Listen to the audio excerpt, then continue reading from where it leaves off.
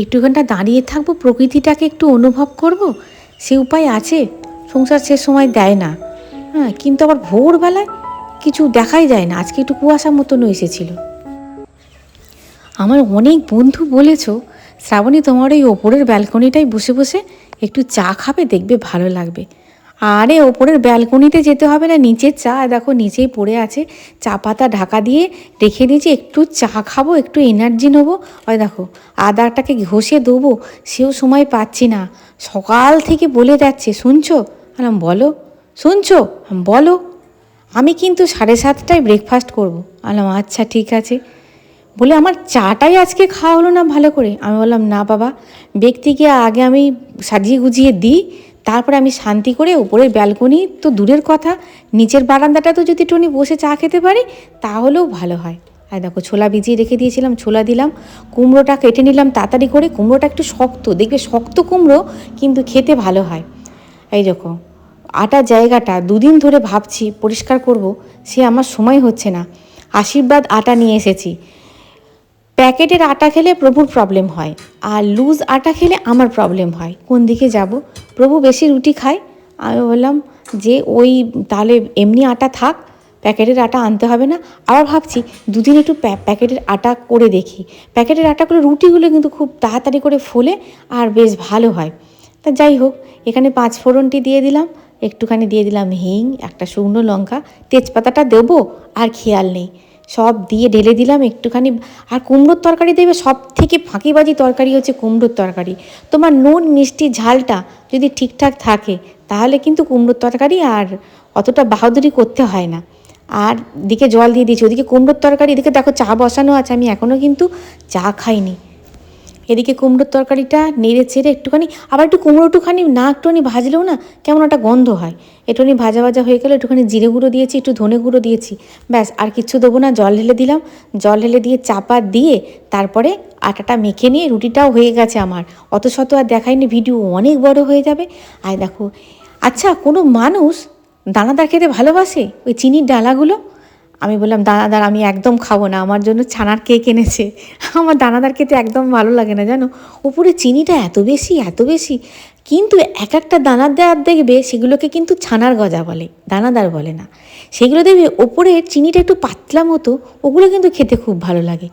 আমার মামনি আর আমার প্রভু দুজনেই ছানার গজা দিয়ে রুটি খেতে ভালোবাসে।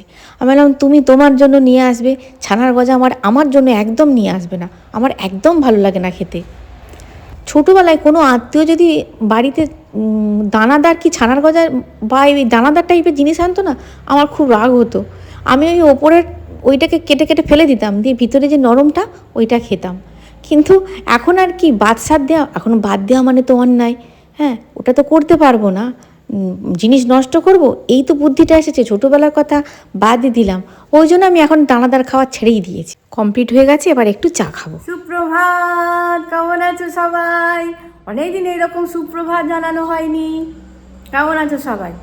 বেশ 2 দিন ঠান্ডাটা পড়লো, কিন্তু আবার সকালের দিকে ঠান্ডাটা একদম নেই। বলেছো না মস্তানি দেখাচ্ছ, গায়ে কিছু নাওনি। সকাল থেকে অতগুলো কাজবাজ করার পর এমন একটা শরীরের মধ্যে কীরকম একটা যেন হচ্ছে। আর কাঠি জোয়ান জল তেষ্টা এমনি পেয়েছিল, আর সকালবেলা জলটা খাওয়া হয়নি। বেশ অনেকটা জল একসঙ্গে খেয়ে নিলে আমার গাটা কীরকম ঘোলায়, খালি পেটে থাকি। খালি পেটে কি ভরা পেটে, আমি বেশি জল একসঙ্গে খেতে পারি না। দিয়ে একটু দুটো জোয়ান মুখে দিলাম।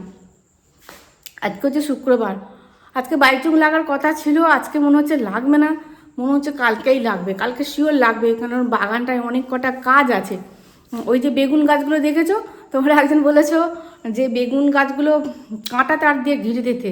কাঁটা তার দিয়ে নয়, এমন একটা কিছু ব্যবস্থা করতে হবে যাতে বাঁদররা এসে ওরা তো খায় না, একটু করে খেয়ে ফেলে দেয়। জানি ওদের পেটে জ্বালা আছে, খাওয়ার থেকে নষ্ট করে ওরা বেশি। আর সকাল থেকেই ভাবলাম অনেক কটা কাজ করব, অনেক কটা কাজ আজকে করব, কিন্তু মনটা খারাপ হয়ে গেল। এক বান্ধবী, তোমরা হয়তো দেখলে, এই বান্ধবীটাকে নিয়ে সোফার মধ্যে গল্প করলাম বসে। তারপরে তোমাদের বলেছি না, ছোটো থেকে আমরা পড়েছি, ছোট্ট থেকে একদম ক্লাস 5 থেকে ক্লাস 12 পর্যন্ত। পড়েছি। তবে ও আমার থেকে 1 বছরের জুনিয়র ছিল।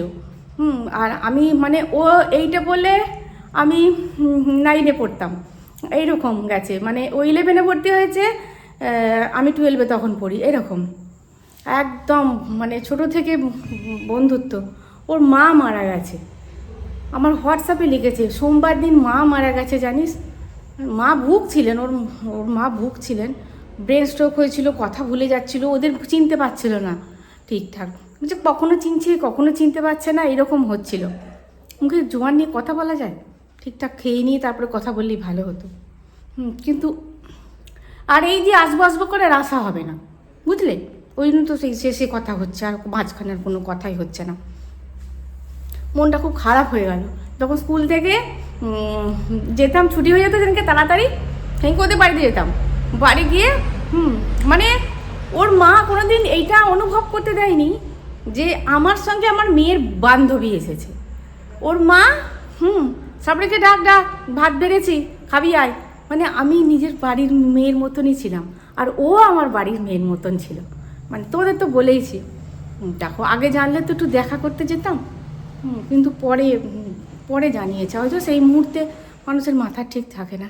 তাহলে চলো কাজ বাজ আরম্ভ করে ফেলি, মনটার জন্য স্পিডটা কমে গেল, থাক কালকে উঠবো। চলো। কুসুম সকালবেলা পড়তে গেছিলো, পড়ে টড়ে এসে ব্রেকফাস্ট করে তারপরে ওই যে সেই মেশিনটা এসেছে না, তোমাদেরকে বললাম এখান থেকে কানেকশান করেছে। মেশিনটা এসে খুব সুবিধা হয়েছে জানো, ভীষণ সুবিধা হয়েছে। কিন্তু ওই ফুল থাকলে গাছ ধোয়া যাচ্ছে না, ফুল ঝরে যাচ্ছে, এটা মানে ওই স্পিডটাকে আর কি ঠিকঠাকভাবে কন্ট্রোল করা যাচ্ছে না, হয়তো সেটাও শিখতে হবে। এখানে ওর বাবা বলেই গেছে তুই গাড়িটা ভালো করে 2টো গাড়ি ধুয়ে রাখবি। ওর বাবা এখন স্কুটিটা নিয়ে গেছে।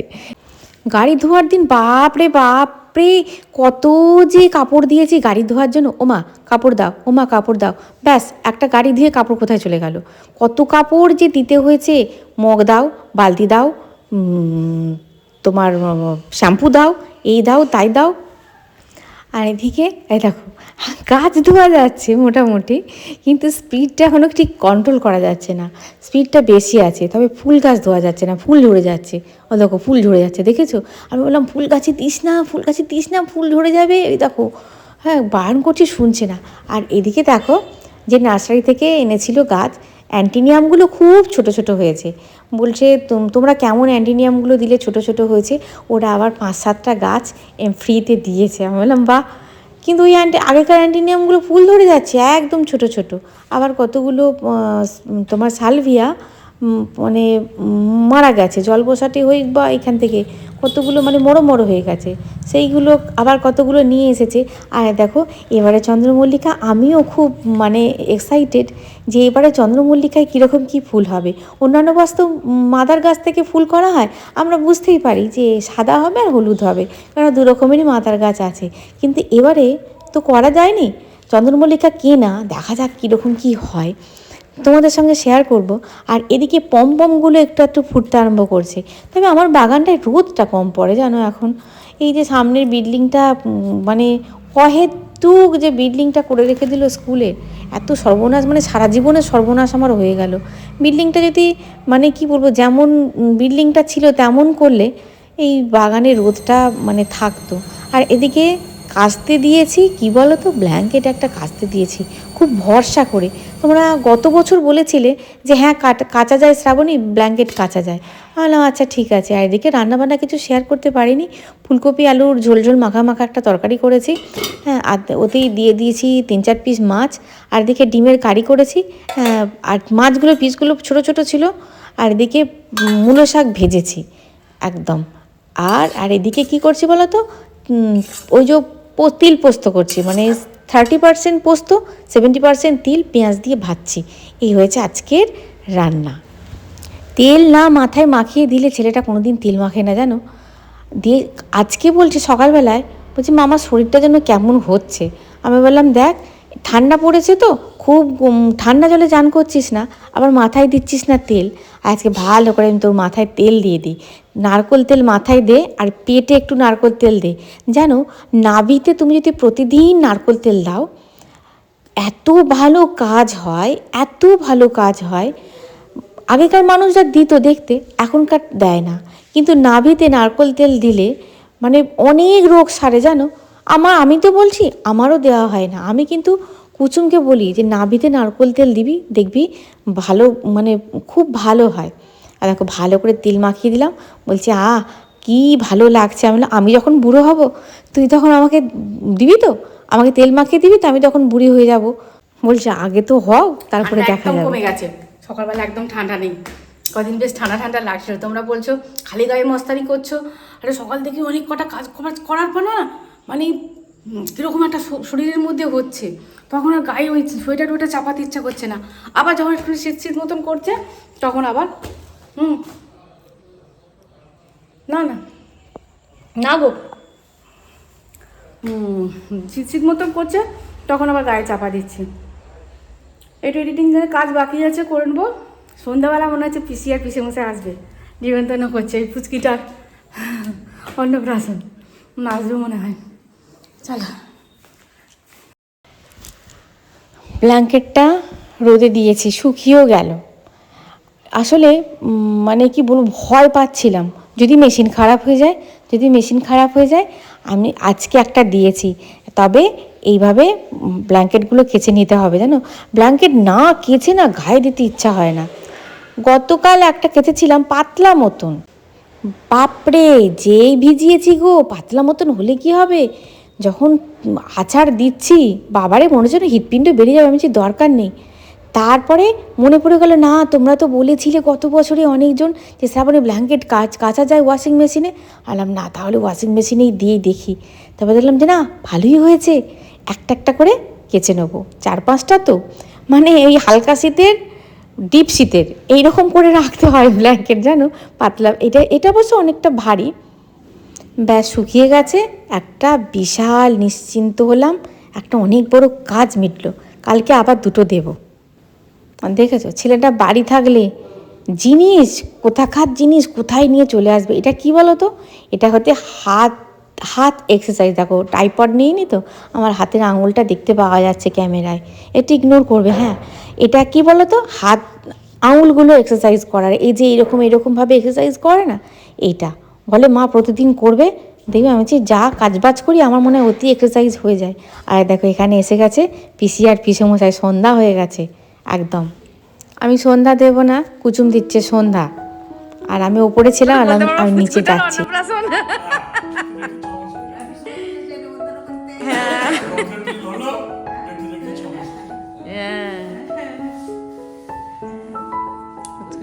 হলো আবার দেখ অন্নপ্রাশন, হ্যাঁ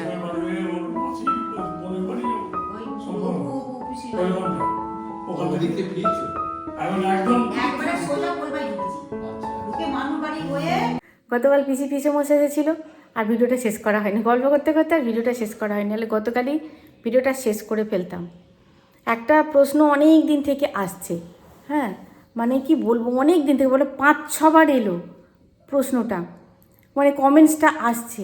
দেখো আমি বারবার বলছি আমি কিন্তু কোনো জ্যোতিষী নই, আমি এইসব বিষয়ে মানে তেমন জ্ঞান আমার নেই, সত্যি কথা বলছি, তেমন জ্ঞান আমার নেই। হ্যাঁ, তাও তোমরা কেন এই প্রশ্নগুলো করছো বুঝতে পারছি না। অনেক দিন থেকে প্রশ্ন করছে, শ্রাবণী আমার মেয়ে পিএইচডি করেছে, একটা ভালো চাকরির সম্ভাবনাও আসছে, কিন্তু তার আগে মেয়ের বিয়ে দেব, মেয়ে কিন্তু মাঙ্গলিক, আমার খুব চিন্তা হচ্ছে। আমি সত্যি কথা বলছি, আমি খুব বেশি জানি না আমি এই বিষয়ে, সত্যি বলছি। তবে আমি যেটুকু জানি, তুমি এতবার করে কমেন্টসটা করেছো, আমি সেই জন্য বলছি। মাঙ্গলিক তো কী হয়েছে,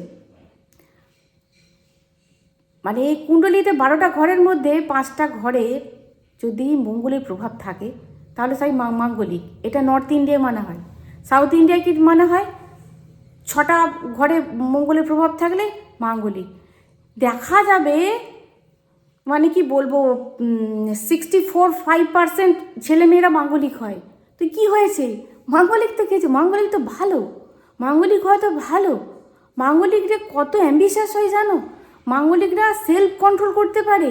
মঙ্গল নিরীহ সেনাপতি, তোমার মেয়েকে মানে কি বলবো আলতু ফালতুভাবে কন্ট্রোল করার ক্ষমতা কারোর হবে না।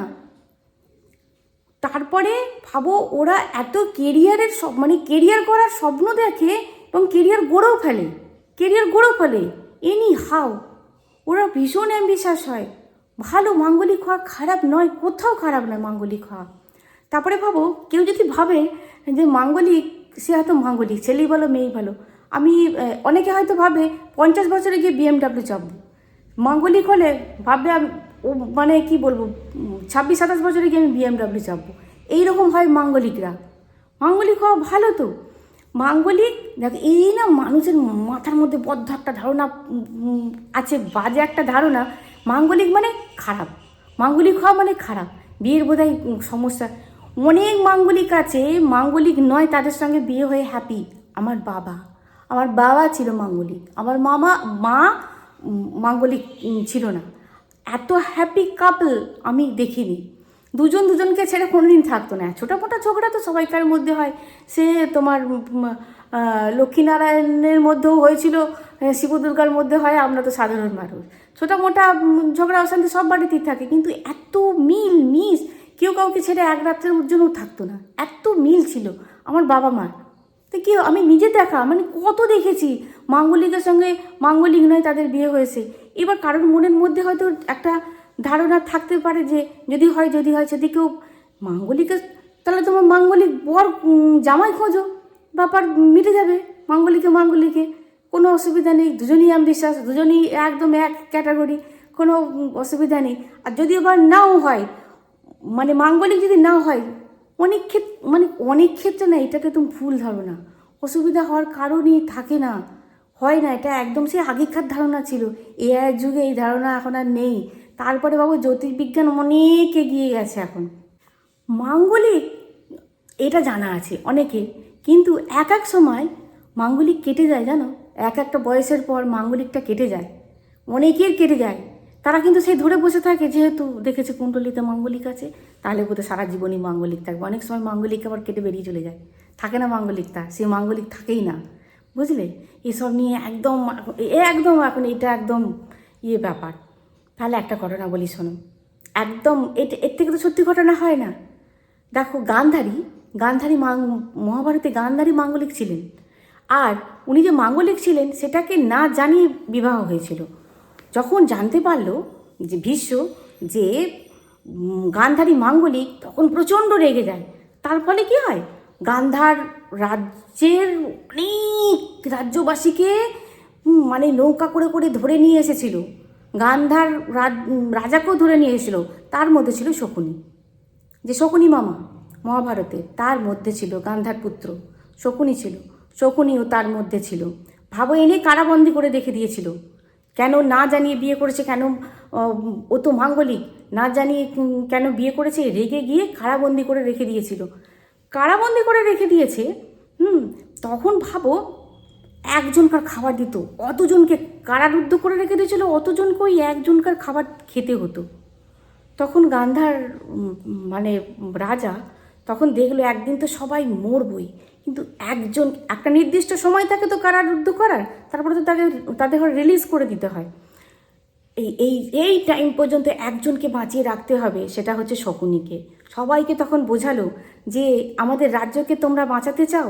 বললো হ্যাঁ। যারা কারারুদ্ধ হয়ে আছে, তোমরা তোমাদের রাজাকে পরবর্তী রাজাকে ফিরে পেতে চাও? বললো হ্যাঁ। যে তাহলে শকুনিকে বাঁচিয়ে রাখতে হবে। আমাদের যে খাবারটা আসছে, আমরা না খেয়ে শকুনিকে খাবারটাকে দিয়ে দিত। মানে গান্ধার রাজা নিজেও খেতেন না, শকুনি খাবারটা খেত, বুঝতে পেরেছো? দিয়ে একে একে সবাই মারা যেতে আরম্ভ করলো, না খেয়ে তো সবাই মারা যেতে আরম্ভ করলো। শেষে গান্ধার রাজা শকুনিকে এমন জোরে একটা লাথি মেরেছিল, শকুনি বলল, বাবা তুমি আমাকে লাথি মারলে, আমি তো তোমার সন্তান। বাবা এত সর্বশক্তি দিয়ে লাথিটা মেরেছিল শকুনি, কিন্তু পায়েতে লাথিটা মেরেছিল। শকুনির ওই যে লেংচে হাঁটে না, ওটার বাবা খোঁড়া করে দিয়েছিল। বললে তোর পা কোনোদিনই ভালো হবে না, যেভাবে তোকে আমি খোঁড়াটা করে দিলাম। তো সারা জীবন মনে থাকবে যে কীভাবে আমাদের ওপর অত্যাচার করে আমাদের রাজ্যবাসীকে মেরেছে, তোর বাবাকে মেরেছে, হ্যাঁ, কীভাবে অত্যাচার করেছে। তুই এর কিন্তু বদলা নিবি।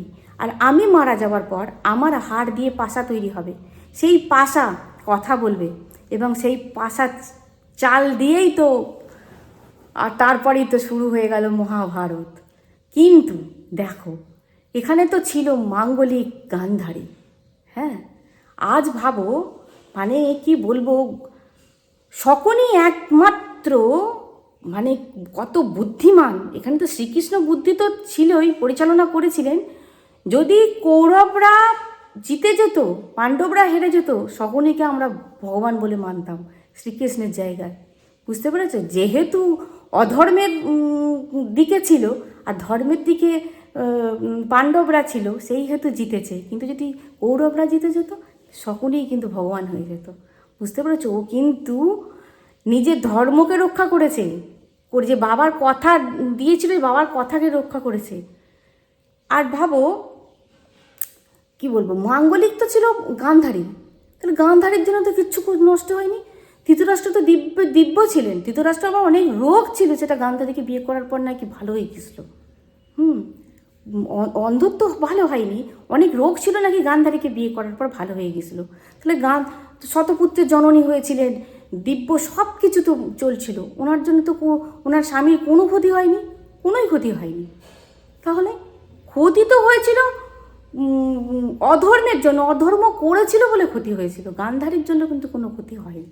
তাহলে এটা তো একদম চাক্ষুষ, মানে আমাদের চাক্ষুষ নয়, মানে আমাদের তো এটা একদম সত্যি ঘটনা। তো ওই নিয়ে একদম টেনশন করবে না, ঈশ্বরকে ডাকো না, ঈশ্বরকে উনি আছেন। হ্যাঁ, ওনাকেই সবসময় ডাকবে, এমন একজন পাত্র ঠিক করে দাও যেন আমার মেয়ে ভালো থাকে। আর মঙ্গল ভীষণ, মানে মাঙ্গলিকরা ভীষণ মনের দিক দিয়ে স্ট্রং হয়, জানো, ভীষণ স্ট্রং হয়। তাহলে অনেক বকবক করে ফেললাম। দেখা হচ্ছে, আমি একজন সামান্য মানুষ, কেন আমাকে জিজ্ঞাসা করো, আমি বুঝতে পারি না। হ্যাঁ, তুমি বারবার করে জিজ্ঞাসা করছিলে, আমাকে বলতে হলো। দেখা হচ্ছে পরের ভিডিও। খুব ভালো থাকবে, খুব সুস্থ থাকবে। বন্ধুরা, টাটা।